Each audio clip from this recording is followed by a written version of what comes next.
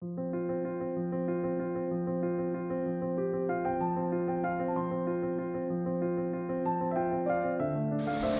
বন্ধুরা, কেমন আছো সবাই? আশা করছি তো সকলে ভালো আছো, সুস্থ আছো, আর আমিও ভালো আছি। তো সৌমির ব্লগসের আরও একটি নতুন পর্বে তোমাদেরকে জানাই অনেক অনেক স্বাগত আর ভালোবাসা। তো এখন সময় হচ্ছে 10টা 25 আর আজকে হলো সোমবার। তো বাবান কিছুক্ষণ আগে স্কুলে বেরিয়ে গেছে। তো ওর বাবা আজকে দিয়ে আসতে পারেনি। ওর যে টিচার আসে বাড়িতে পড়াতে, তো তার সাথে স্কুলে পাঠিয়েছি, কারণ তার বাড়ি একদম স্কুলের মানে সামনে দিয়েই যেতে হয়। তো ওই জন্য ওকে দিয়ে পাঠিয়ে দিয়েছি, আমাকে আর যেতে হলো না। তো মোটামুটি বুঝতেই পারছো এদিককার কাজকর্ম সব মিটে গেছে এই ঘরের। তো যেহেতু বর্মশাও তাড়াতাড়ি বেরিয়ে গেছে আর ছেলে তো স্কুল আছে, ওই জন্য এই ঘরটা ফাঁকা পেলাম। তো এই ঘরের কাজটা মিটিয়ে নিয়েছি। আর আজকে রান্না করব। মা কি করছে? মা করছে আজ চিংড়ি মাছ ছাড়িয়ে দিচ্ছে। আসলে গাঠি নিয়ে এসছে বেশ কয়েকদিন হলো। তো গাঠিটা মানে ওই সব জিনিসটা ফ্রিজে রাখা যাবে না, ফ্রিজে রাখলে ওর জল হয়ে যাবে, নষ্ট হয়ে যাবে। ওই জন্য বাইরে ছিল। তো মা বলছে যদি এর মধ্যে না করা হয় তো ওটা একদম শুকিয়ে যাচ্ছে। তো ওই জন্য আজকে গাঠি দিয়ে আলু দিয়ে চিংড়ি মাছ দিয়ে একটা তরকারি করব। আর মা করেছে একটা শুক্তো করেছে, মানে সমস্ত সবজি টবজি দিয়ে একটা শুক্তো টাইপের মা করে, তো সেটা করেছে।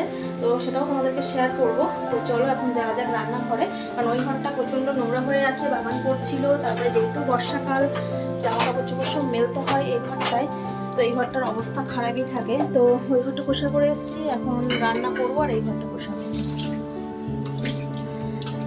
তো চলো কাজে হাত লাগাই। তো বন্ধুরা চলে এলাম রান্নাঘরে। এসেই রান্নাটা এখন বসিয়ে দেব, কারণ বেশ বেলা হয়ে গেছে। একটু তাড়াতাড়ি করে রান্নাটা সেরে নিলে কি হয়, পরের কাজগুলো একটু তাড়াতাড়ি হয়, তাই না বলো? তো এই যে, আর শুধু তো করবো এই তরকারিটা, তোমাদেরকে বললাম গাঠি আলুর তরকারি করব চিংড়ি মাছ দিয়ে।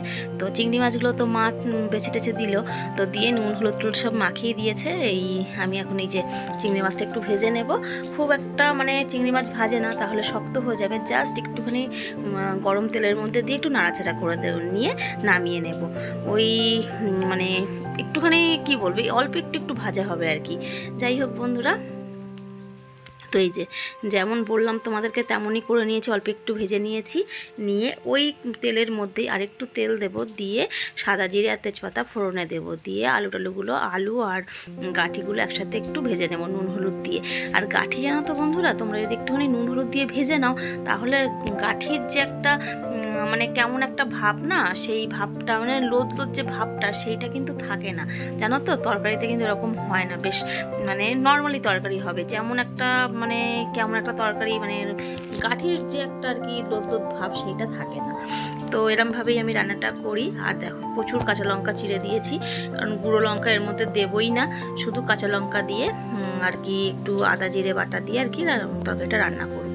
তো কাঁচা লঙ্কার ঝালটা খেতে বেশ ভালোই লাগে, আর যেহেতু মানে চিংড়ি মাছ পড়বে, এতে গন্ধটা খুব সুন্দর আসবে। ওই জন্য এর মধ্যে আজকে আর গুঁড়ো লঙ্কা দিলাম না, শুধু কাঁচা লঙ্কা দিয়েই রান্নাটা করব।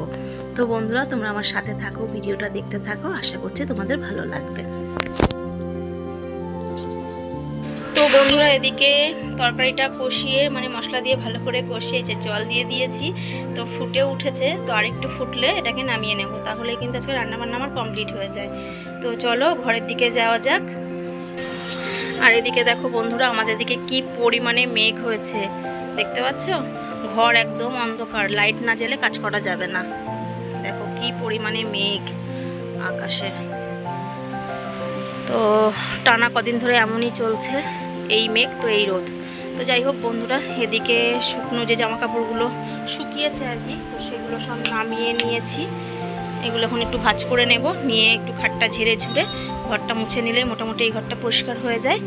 তো চলো তোমরা আমার সাথে থাকো আর ভিডিওটা দেখতে থাকো।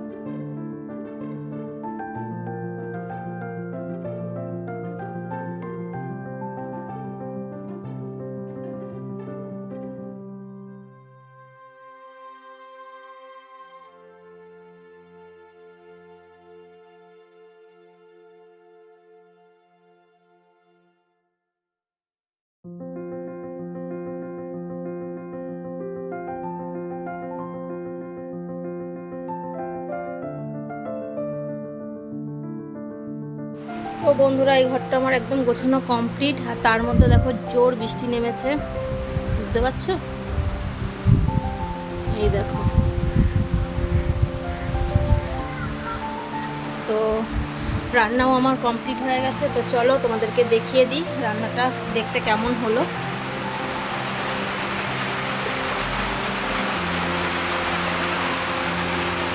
তো বন্ধুরা এই যে গাঠি আলু চিংড়ি মাছ দিয়ে তরকারি, একটু ঝোলঝোলি রেখেছি কারণ এইটাই একটু ঝোলঝোল, তো না হলে খাবো কী করে দুপুরবেলা সবাই।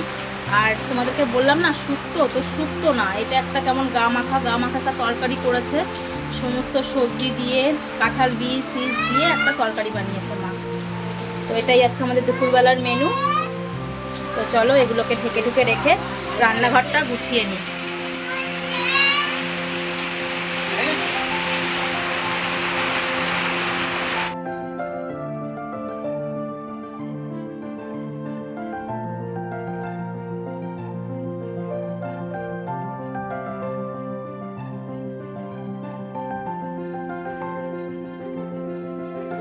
তো বন্ধুরা ফিরে এলাম অনেকক্ষণ বাদে, সেই তোমাদের সাথে লাস্ট কথা হয়েছে তখন আমি গ্যাস মুছছি।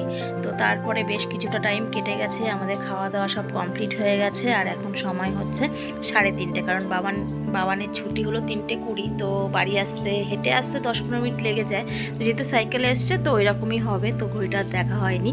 তো চলো বন্ধুরা আজকে ভিডিওটা আমি এই পর্যন্তই রাখছি, দেখা হবে কালকে, তবে আজকে আসি, টাটা।